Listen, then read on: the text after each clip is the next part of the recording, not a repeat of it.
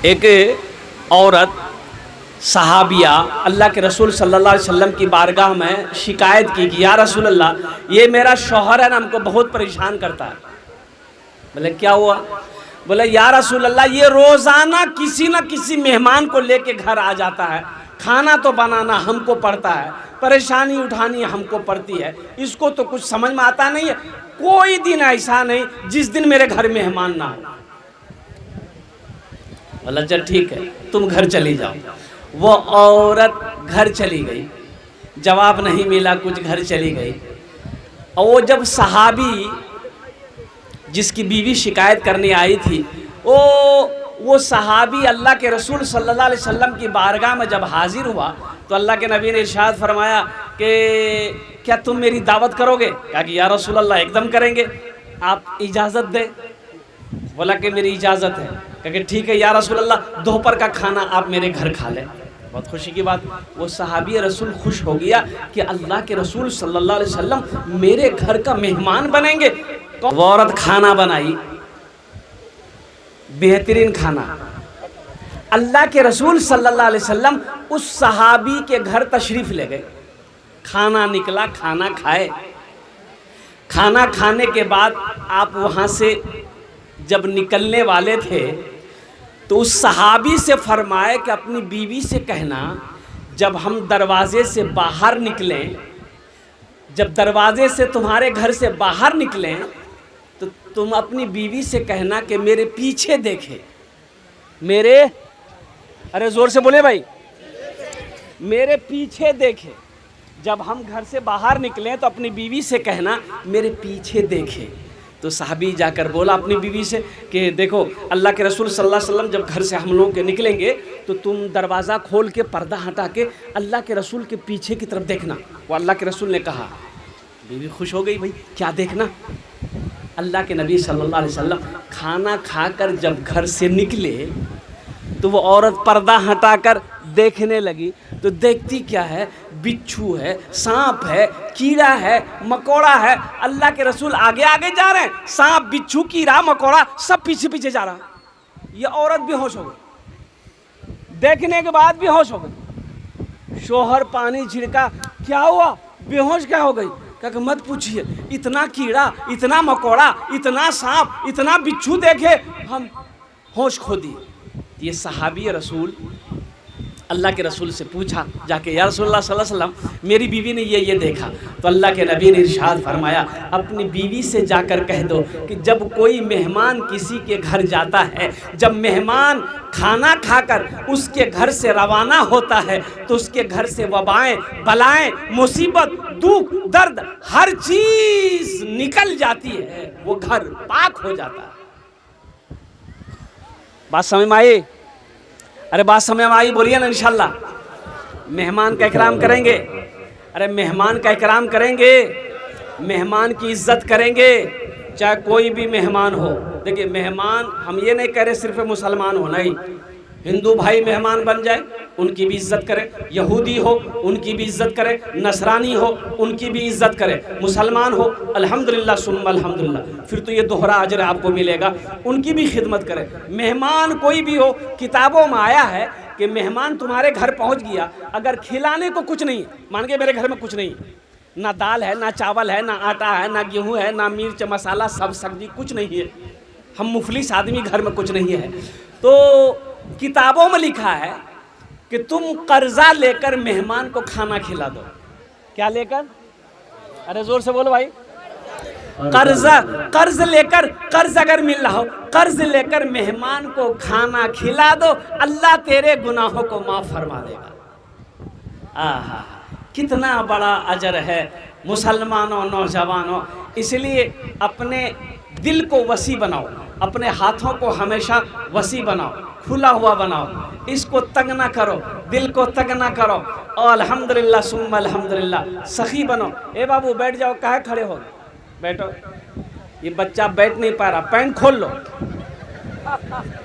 ये jeans pant पहना है, वो परेशान है बच्चा। ये जीन पैंट ऐसी पैंट है, ये बैठने नहीं देती। बोले बात सही है कि नहीं है? बोलो। ये पैंट इतनी टाइट पैंट है, इतनी ख़तरनाक पैंट है कि आदमी पहन ले। अब एक जगह नमाज, अब क्या बोलिएगा, नमाज ख़राब हो जा रही मस्जिद में। हमारा ये नौजवान, एक तो पहली बात 5 वक्त की नमाज ये पढ़ता नहीं है, 5 वक्त की नमाज नहीं पढ़ता, ये नमाज पढ़ेगा खाली जुमा। बोले बात सही कि गलत है बोलिए? खाली जुमा पढ़ेगा, और जुमा भी पढ़ेगा तो सिर्फ 2 रकात। क्या रकात पढ़ेगा? क्या जुमे में सिर्फ 2 ही रकात नमाज है? अरे बोलो भाई, 14 रकात नमाज है। ये 12 को उधर कर देता है, और 2 पढ़ कर 80 की स्पीड से घर भागता है। अभी कानपुर गया था मैं, तो जुमे के दिन मस्जिद नमाज पढ़ने गए, तो जिस सब में जगह मिली मैं खड़ा हो गया। मेरे आगे वो एक नौजवान था, पैंट टी शर्ट पहना हुआ था, जीन्स पैंट टी शर्ट, बड़ा खूबसूरत नौजवान था। जमात खड़ी हुई, जुमे की जमात खड़ी हुई, नियत बहाने, और रुकू किए, ठीक है। और जब वो लड़का सजदा में गया तो पैंट उसका घिसड़ के आधा तक आ गया। बताइए, नजर पड़ी, नमाज होगी? अरे बोला नमाज है थे। बता, हम कह के अगर ये तरावी की नमाज पढ़ ले तो पूरे मस्जिद तक नमाज खराब आई। ऐसा लिबास ना पहनो मेरे बच्चों। वो बच्चा परेशान हो रहा है, अल्हम्दुलिल्लाह पैंट पहना। बेटा हम दुआ करेंगे अल्हम्दुलिल्लाह सुम्मा अल्हम्दुलिल्लाह कि जब तक तुम बैठो सही सलामत बैठो। लिबास वो पहनो जिसमें आराम हो, लिबास वो पहनो जिसे लोग बुरा ना कहे, लिबास वो पहनो जो जिसमें कोई तकलीफ ना दे, लिबास वो पहनो जिसे कोई दूसरा बुरा ना कहे, लिबास वो पहनो जिससे कि लिबास से भी झलके कि ये मुसलमान है, ये मुसलमान है। लिबास से भी कम से कम पहचान में तो आए कि ये मुसलमान है, शक्ल से कम से कम पहचान में आए तो कि ये मुसलमान है। कम से कम किरदार से ना सही, पहली बात तो किरदार से पहचान में आना चाहिए कि ये मुसलमान है, किरदार से पहचान में आना चाहिए कि ये मुसलमान है। अल्लाह अकबर कबीरा, कुर्बान जाओ। आज हमारा किरदार कहाँ चला गया, आज हमारा अखलाक कहाँ चला गया। कुर्बान जाओ मुसलमानों, सुनो अल्लाह के रसूल इरशाद फरमाते हैं तुम में सबसे बेहतर वो है, अच्छा वो है मुसलमानों में, मोमिनों में जिसका अखलाक अच्छा हो। जिसका, अरे जोर से बोलिए ना, जिसका अखलाक अच्छा हो, जिसका अखलाक अच्छा हो वो सबसे बेहतर है, वो सबसे अच्छा है, वो सबसे बेहतर है। इसलिए मुसलमानों अपने अखलाक को उम्दा बनाओ, अच्छा बनाओ, बेहतर बनाओ। किसी से मिलो तो दिल से मिलो, कुर्बान जाओ, किसी की इज्जत करो। अल्लाह तुम्हें इतनी इज्जत देगा, इतनी इज्जत देगा कि दुनिया तुम्हें सलाम करेगी। अब घरेलू मसला घरेलू है, घरेलू बहुत सारे मसले हमारे अंदर में। हमारी माँ बहनें, मियाँ बीवी का भी रिश्ता देखिए कितनी अजीम रिश्ता है, कितना पाक रिश्ता है मियाँ बीवी का रिश्ता।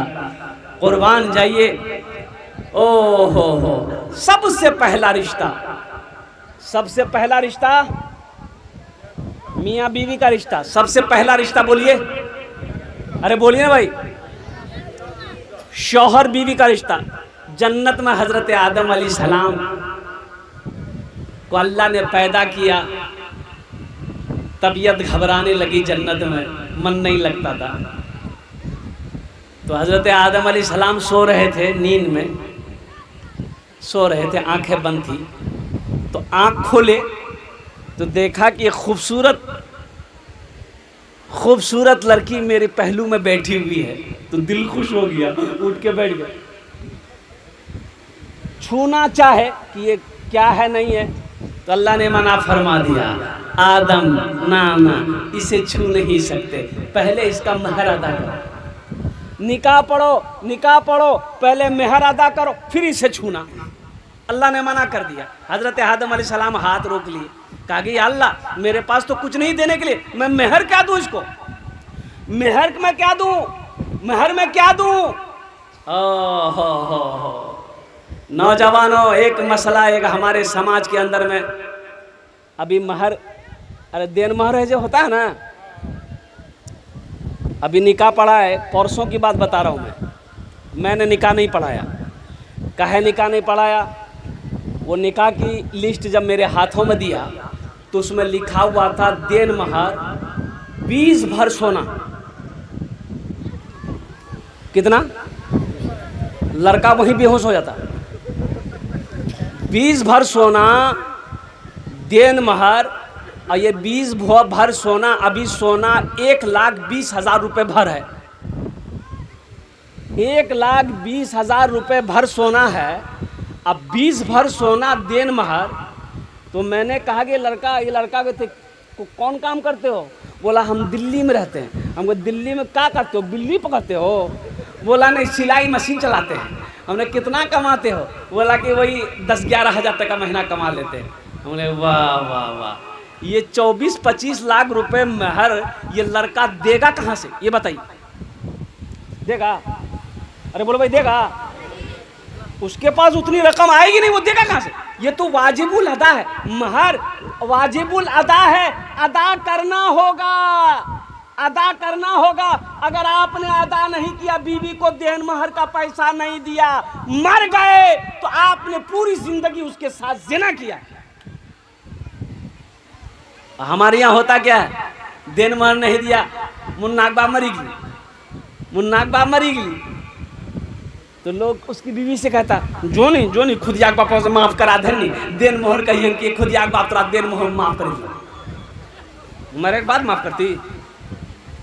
कहने पर माफ करेगा? ये गलत रस्म है। महर को कम कीजिए, जितना हो सके कम कीजिए। और नौजवानों से कहना चाहते कि पहली फुर्सत में इस महर को अदा करो। अपनी बीवी को, उसकी अमानत है, उस पैसे को बीवी के हाथों में दो, फिर वो खर्च करे, चाहे जो करे, या तुम्ही को लौटा दे, ये उसकी मर्जी है। ये कमियां हमारे समाज के अंदर में है। नौजवानों, इस अमल को, इस रस्म को ख़त्म किया जाए। अगर दूसरी चीज़ हमारे समाज के अंदर में बारात है, इधर है कि नहीं है?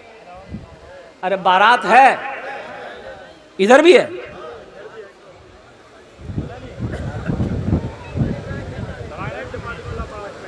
हाँ, बारात